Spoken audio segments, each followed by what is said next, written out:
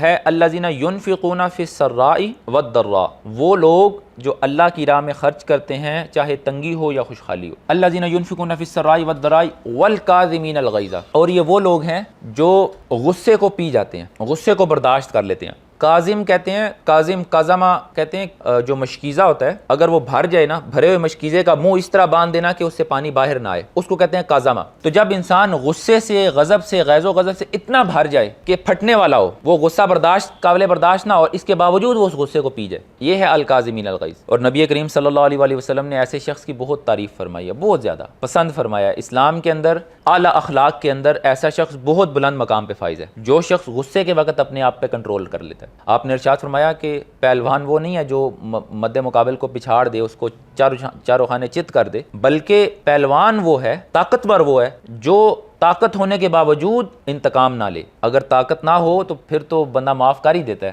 پھر تو مجبوری ہوتی ہے نا معاف کرنا. لیکن معاف یا غصے کو پی جانا یہ اس وقت ہوگا جب آپ طاقتور ہیں، آپ عہدے پر ہیں، آپ سپیریئر ہیں، آپ اعلیٰ ہیں، اور وہ آپ کے ماتحت ہے. اتنا غصہ آنے کے باوجود اگر انسان پی جائے، بلکہ وہ حدیث ہے نبی کریم صلی اللہ علیہ وسلم نے، اللہ سبحانہ و تعالیٰ کو سب سے زیادہ جو محبوب گھونٹ ہے بندہ پیتا ہے، وہ اس غصے کا گھونٹ ہے جو شدید غصے کے عالم میں اسے غصہ آیا اور وہ پی گیا. تو یہ گھونٹ ہے جرعتن، یہ جرعہ ہے، یہ گھونٹ ہے، اللہ سبحانہ و تعالیٰ کو اس سے بڑھ کر اور کوئی چیز محبوب نہیں ہے بندے کے لیے. اور پھر کاظمین اور صرف کاظمین الغیظ نہیں، اگلی تیسری صفت بیان فرمائی والعافین عن الناس، وہ صرف غصہ پی نہیں جاتے بلکہ دل کے اندر بھی نہیں رکھتے، معاف کر دیتے ہیں. والعافین عن الناس، وہ معاف کر دیتے ہیں، درگزر کر دیتے ہیں. عفون کہتے ہیں درگزر کرنا، اس چیز کو مینشن ہی نہ کرنا، اندیکھا کر دینا، اس کو کہتے ہیں عافین. اس کے لیے ضروری نہیں ہے کہ وہ بندہ آ کے آپ سے معافی ہی مانگے. یہ بھی نا ہمارے اندر وہ ایک ہوتی ہے، بعض لوگ معاف ہی نہیں کر پاتے، ایسی غلطی اگلے نے کی ہوتی ہے، ساری زندگی ناراض رہتے ہیں اپنی بہن سے، اپنے بھائی سے، اپنے رشتہ دار سے، اور اندر پتہ ہے کیا رہا ہوتا ہے، اس کو اس کی غلطی کا احساس نہیں ہے. وہ معافی مانگے گا تو میں معاف کروں گا، یا وہ کم از کم اپنی غلطی کا اعتراف کرے تو میں معاف کروں گا. عفو کہتے ہیں درگزر کر دینے کو. اس کے لیے یہ ضروری نہیں ہے کہ اگلا آ کے معذرت کرے، اپنی غلطی تسلیم کرے. یہ آپ اس کے لیے نہیں کر رہے، اپنے لیے کر رہے ہیں. کیونکہ معاف کرنے میں کہیں بھی جہاں بھی معاف کرنے کی فضیلت بیان ہوئی ہے، کہیں بھی یہ نہیں ہوا کہ آپ اس کو معاف کریں گے تو اس کا بھلا ہو جائے گا. جہاں بھی فضیلت آئی ہے، آپ اس کو معاف کریں گے اللہ آپ کو معاف فرمائے گا. بلکہ ایک حدیث کے الفاظ ہیں، نبی کریم صلی اللہ علیہ وآلہ وسلم نے ارشاد فرمایا قیامت کا جب دن ہوگا نا، سب کے اوپر ہیبت طاری ہوگی، خوف کے عالم میں ہوں گے. تو اللہ کی جانب سے ایک منادی، سب سر جھکائے ہوئے ہوں گے، ایک منادی یہ ندا دے گا، بیٹھے ہوئے ہوں گے بلکہ اس طرح گرے ہوئے ہوں گے ایک طرح سے، ایک منادی ندا دے گا لیکم من کان لہ علی اللہ اجر، کہ وہ شخص کھڑا ہو جس کے لیے اللہ کے اوپر کوئی حق ہے. وہ کہتا ہے نا میرا تمہارے اوپر کوئی حق ہے تو وہ میرا حق ادا کرو. تو ندا دے گا کہ وہ بندہ کھڑا ہو جس کا اللہ پہ حق ہے کہ اللہ اس کا حق ادا کرے. پھر آپ نے فرمایا 3 دفعہ یہ منادی دی جائے گی اور کوئی نہیں کھڑا ہوگا. پھر پوچھا جائے گا کہ ان سے کون مراد ہیں؟ تو حضور نے فرمایا کہ فلا یقوم الا من عفا، اس وقت کوئی بھی نہیں کھڑا ہوگا سوائے اس کے جس نے دنیا میں کسی کو اللہ کی رضا کی خاطر معاف کیا ہوگا، معاف کر دیا ہوگا اللہ کی رضا کی خاطر، اپنی انا کی تسکین کے لیے نہیں کہ وہ معافی مانگی تو میں نے معاف کیا اور پھر خوش ہو گئے کہ اللہ کی رضا کی خاطر معاف کیا. نہیں، ابھی تو آپ کی انا کی تسکین ہوگی نا بھائی. آپ نے اور کیا کرنا تھا؟ اس کو قتل کرنا تھا. اس نے معافی مانگ لی ہے، اب آپ اگر کچھ کرتے تو وہ ظلم ہو جاتا. اب تو عدل کا تقاضا یہ تھا کہ آپ اسے معاف ہی کرتے، اب تو آپ کے لیے لازم تھا اسے معاف کرنا. اور اگر کوئی شخص معذرت کرے اور بندہ اسے معذرت قبول نہ کرے تو یہ بہت بڑی زیادتی ہے. اس کی ممانعت اور مذمت آئی ہے احادیث میں. تو جب اس نے معافی ہی مانگ لی پھر تو معاف کرنا ہی تھا نا. یہ تو تب ہے کہ اللہ کی خاطر اپنے دل سے اس کے لیے قدورت نکال دی، نفرت نکال دی اور معاف کر دیا. بس ٹھیک ہے، اس کا مجھ پر جو حق جو میرا اس کے ہاں حق ہے، اس نے میرا جو حق مارا ہے میں نے اللہ کی خاطر معاف کر دیا، چھوڑ دیا. یہ ہے عفو کرنا. والعافین عن الناس، لوگوں سے درگزر کر دیتے ہیں. اور پھر اللہ سبحانہ و تعالیٰ نے ارشاد فرمایا واللہ یحب المحسنین، اللہ سبحانہ و تعالیٰ مرتبہ احسان محسنین سے محبت فرماتا ہے. یحب المحسنین، اللہ محبت فرماتا ہے محسنین سے. اور ایک بندے کے لیے اس سے بڑا مقام اور کوئی بھی نہیں ہو سکتا کہ اللہ اس سے محبت کرے. ہو سکتا ہے اس سے بڑا کوئی مقام؟ ہمیں اللہ کی محبت کا دعویٰ ہے، اللہ کے حبیب کریم صلی اللہ علیہ وسلم کی محبت کا دعویٰ ہے. اور جن سے محبت ہوتی ہے نا، بندہ بدلے میں اس کی محبت بھی چاہتا ہے. ایک عاشق کے لیے، ایک محب کے لیے سب سے بڑا مطلوب کیا ہوتی ہے؟ کیا چیز ہے؟ آپ میں سے کسی کو کبھی محبت ہوئی ہے تو آپ کو پتا ہوگا، کوئی بتا سکتا ہے؟ ایک عاشق کو کیا چاہیے ہوتا ہے؟ دیدار سے بھی بڑھ کے، دیدار تو یہ تو نیاز مندی ہے نا. عاشق کے لیے یہ اینڈ ہے کہ جو محبوب ہے نا وہ بھی اس کی محبت کا اقرار کر لے. محبوب کے مجھے بھی تم سے محبت ہے. اس سے بڑھ کر کچھ ہو سکتا ہے؟ وصال بھی اس سے کم ہے. وصال یہ ہے نا کہ چلیں اس نے زیارت کروا دی، ہزاروں کو اور کو بھی کروائی، ہمیں بھی کروا دی. وہ محبوب ایسا نا کہ ہزاروں اس کے عاشق ہیں. لیکن اگر عاشق جو محبوب ہے وہ جواب میں وہ بھی کہہ دے کہ مجھے بھی تم سے محبت ہے، اس سے بڑھ کر کچھ نہیں ہو سکتا۔ اور اللہ فرما رہا ہے واللہ یحب المحسنین، اللہ ان سے محبت کرتا ہے۔ کہاں تمہیں محبت کے دعوے ہیں، اور پچھلی امتوں کو تو تھے دعوے، یہ بات ہم کرتے رہتے ہیں۔ پچھلی امتیں کہتی تھیں نحن ابناء اللہ، وقالت الیہود والنصارى نحن ابناء اللہ واحباؤہ، وہ یہود و نصارہ، اللہ فرما رہا ہے کہ یہود و نصارہ کہا کرتے تھے کہ ہم ہیں اللہ کے محبوب، ہم ہیں اللہ کے بیٹے، اللہ کے محبوب ہیں۔ اللہ فرمایا اے حبیب قل، انہیں بتائیے فَلِمَ يُعَذِّبُكُم بِذُنُوبِكُم، اتنے ہی تم اللہ کے اگر لاڈلے اور پیارے ہوتے تو اللہ تمہیں عذاب کیوں دیتا تمہارے گناہوں کے سبب؟ تو تمہارے گناہوں پر تمہیں عذاب دیا اس وجہ سے کہ تم اس کے محبوب نہیں ہو۔ اس سے پتہ چلا کہ جو محبوب ہوتے ہیں انہیں گناہوں پر عذاب نہیں دیتا۔ وہ ایک میں چھوٹا تھا، ایک بڑے اچھے خطیب تھے، تو وہ ایک بڑا مزیدار نکتہ بیان کرتے ہوتے تھے کہ جس کو سزا دینی ہوتی ہے نا، اس پہ بندہ اسی وقت غصہ اتار لیتا ہے۔ ماں جو ہوتی ہے نا، اس کو یا باپ والد اسی وقت کہتے اس کو دو لگا دیں، کیونکہ بعد میں غصہ اتر جانا ہے اسی وقت۔ اور جس کو نہیں دینی ہوتی نا، اس سے کہتا ہے تو گھر چل میں پوچھتا ہوں یا بعد میں دیکھیں گے، اس کو بعد کا لارا لگاتا ہے۔ تو باقی امتوں کو اللہ نے یہی عذاب دیا ہے، اور ہمارے لیے فرمایا وما کان اللہ لیعذبہم وانت فیہم، اے حبیب جب تک آپ ان میں انہیں عذاب نہیں دوں گا، قیامت میں دیکھیں گے کیا ہونا ہے۔ وما کان اللہ معذبہم وہم مستغفرون، اور اللہ انہیں عذاب نہیں دے گا جب تک یہ استغفار کر رہے ہیں۔ اب اس آیت کے آگے اگلی جو آیت آ رہی ہے نا، وہ استغفار پر ہی مبنی ہے۔ تو یہ جو محبت اور مغفرت یہ لازم و ملزوم ہے۔ ابھی میں آپ کو قرآن سے ایک دو جگہوں پہ دکھاتا ہوں۔ ایک تو یہ جگہ ابھی میں اس کے آگے پڑھوں گا، استغفار کا ذکر ہے۔ اللہ نے قرآن میں فرمایا قل ان کنتم، اے حبیب انہیں بتائیے اگر تم تحبون اللہ، اللہ سے محبت کرتے ہو، فاتبعونی، میری اتباع کرو، یحببکم اللہ، اللہ تم سے محبت کرے گا۔ اور جب اللہ تم سے محبت کرے گا تو کیا کرے گا؟ ویغفر لکم ذنوبکم، تمہارے گناہ معاف کر دے، کیونکہ جس سے محبت ہوتی ہے اس کی غلطیاں اور کوتاہیاں تو پھر نظر ہی نہیں آتی نا۔ سیدی امام فخر الدین رضی اللہ عنہ فرماتے ہیں کہ وحینات ذنوب الحب وان عظمت، کہ جو محبوب ہوتے ہیں ان کی غلطیاں، ان کے گناہ بڑے ہی چھوٹے نظر آتے ہیں، چاہے وہ کتنے ہی عظیم کیوں نہ ہو۔ تو یہ تو محبوبوں کی یہ تو بات ہوتی ہے کہ جب محبت ہو جاتی ہے تو پھر غلطیاں اور کمیاں نہیں دیکھی جاتی۔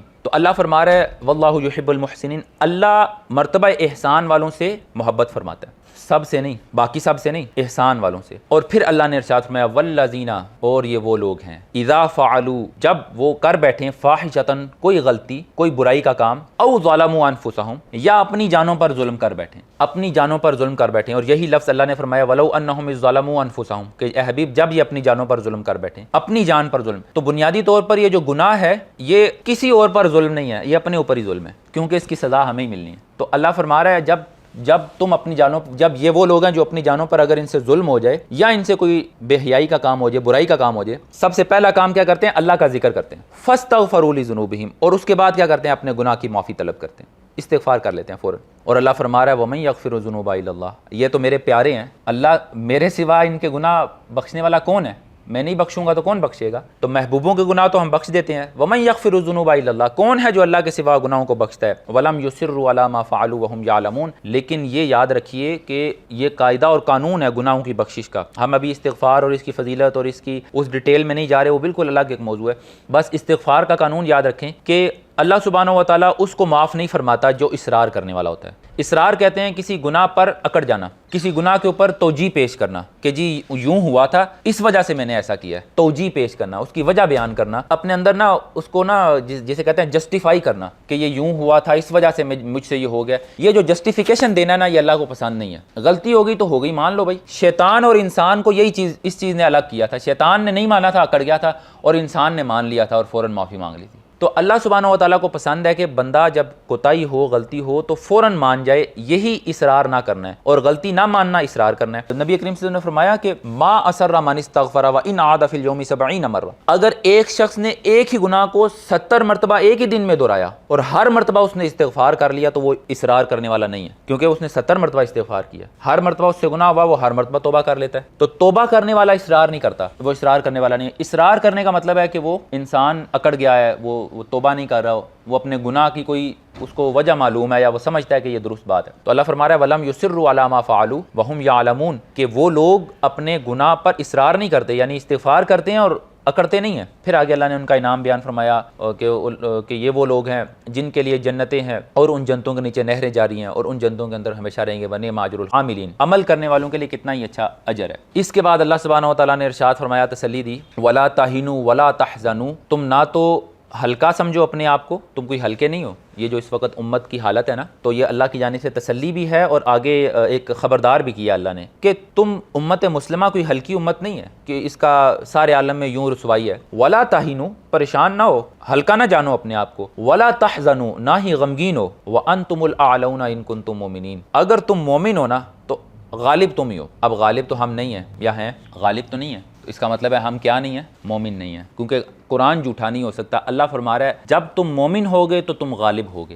ہم مسلمان تو ہیں، اسلام پر تو ہیں، لیکن ایمان ہمارے دلوں میں عموماً نہیں ہے. اسی لیے آپ صلی اللہ علیہ وسلم نے فرمایا تھا کہ قرب قیامت میں مساجد نمازیوں سے بھری ہوں گی اور ان میں ایک بھی ایمان والا نہیں ہوگا. اس کا یہ مطلب نہیں ہے کہ وہ نمازیں کافر پڑھے ہوں گے، وہ سب مسلمان ہوں گے، مسجدیں مسلمانوں سے بھری ہوں گی، لیکن ان کے اندر ایمان والا کوئی نہیں ہوگا، مرتبہ ایمان والا کوئی نہیں ہوگا، مرتبہ اسلام والے ہوں گے. احسان تو بہت بات کی بات ہے، ٹھیک ہے. تو اللہ سبحانہ و تعالیٰ فرما رہا ہے اگر تم مومن بھی ہو نا تو تم غالب ہو جاؤ گے. محسن، واللہ یحب المحسنین، محسن چلو اگر تم نہیں بھی ہوتے، اگر تم مومن بھی ہو تو بھی تم دنیا کے اوپر غالب ہو گے. اور ایسا ہی ہوا جب صحابہ کرام کم تعداد میں تھے، اللہ سبحانہ و تعالیٰ نے پوری دنیا پہ ان کو غلبہ عطا فرمایا. کیسے اسلام تیزی سے پھیلا تھا جب ایمان مضبوط تھے، اور پھر آہستہ آہستہ آہستہ آہستہ جو کچھ ہوا وہ آپ کے سامنے، اور آج ہم آپ کے سامنے، ہمیں خود پتہ ہے ہمارے ایمان کی کیا کیفیت ہے.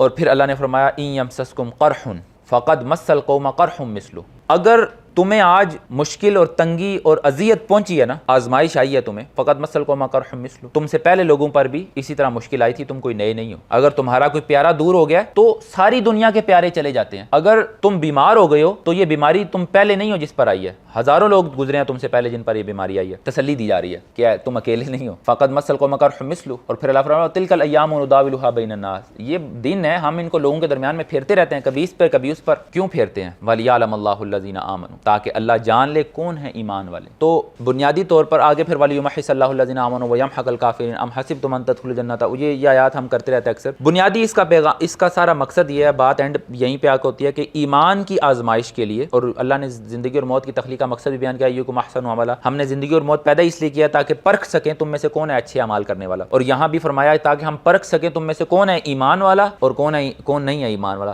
تو اس سے تو یہ پتہ چلتا ہے کہ کثرت سے ایمان والے نہیں ہیں، کم ہیں، بہت کم ہیں، اور احسان والے تو بہت کم ہے، اس سے بھی کم ہے. آپ دیکھ لیں مرتبہ احسان والے تو ویسے بھائی ہر دور میں ہی کم ہی رہے ہیں، یہ کبھی بھی زیادہ نہیں رہے. آپ کو کبھی بھی آپ دیکھ لیں راولپنڈی میں کتنے مقامات ہیں، سیدنا گولڈہ شریف ہے اور بری امام سرکار ہیں، اور اس طرح چند اور مقامات ہوں گے یا چند اور ایسے لوگ ہوں گے جن کا ہمیں معلوم نہیں ہے. کروڑوں کی آبادی ہے، لاکھوں کروڑوں کی، اس میں سے اتنے سے لوگ ہیں، چند مٹھی بھر بھی نہیں کہہ سکتے ان کو، آٹے میں نمک سے بھی کم ہے. تو یہ تو ہمیشہ ایسے ہی رہے ہیں مرتبہ احسان والے. لیکن ایمان والے، یہ فکر کی بات ہے کہ مرتبہ ایمان والے لوگ بھی کم ہو گئے ہیں اور بہت کم ہو گئے ہیں. تو یہ ہے متقین کی صفات جن کو ہم نے اختیار کرنے کی کوشش کرنی ہے. اور ہماری جتنی بھی گفتگو ہوتی ہے اس کی تان یہیں پہ آگے ٹوٹتی ہے ہمیشہ، جو اینڈ پہ ہم بات کرتے ہیں کہ جتنی بھی یہ باتیں ہیں نا، یقیناً آپ نے پہلی بار نہیں سنی ہوں گی، آپ ہزاروں بیسیوں مرتبہ اس کو سن چکے ہوں گے. یہ باتیں نہیں سنی تو آگے سن لیں گے. یہ باتیں تب تک اثر نہیں کریں گی آپ کے دل پہ، آپ کو جب تک پریکٹیکل اس کا طریقہ نہیں بتایا جائے گا. یہ کرنا کیسے ہے؟ تقوی اختیار کرنا اچھی بات ہے، اللہ کی محبت پانا اچھی بات ہے، یہ تو آپ کو پتہ چل گیا.